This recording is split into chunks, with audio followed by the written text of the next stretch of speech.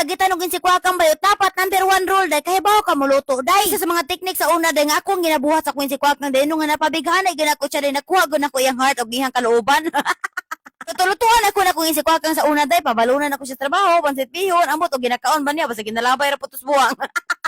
Tuon sa kuin si Kwakang karon day, pananaw mo ani bayo ta kay apapangig ngis baka yang lutuon karon day. Yes day, apapangig sa baka yut, very basic ra kayo.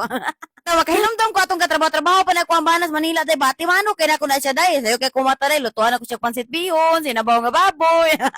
Palit-palitan pag ko siya balunan katuwitong sarten nga balunan day kana dili dali mabugnaw day ba karon init gyapon ini kaon niya. Kita ka isa bayot nga hinumduman ako day, nagdiop na ko ang bana day, gilutuan ako siya pansit bihon utro day ug sa dihang di man day siya makaon day. Nakauna ko buang kan tawana ka, katulad nga luto ko pansit bihon, ipabalon ako sa imo ra yung gilabay, you know it.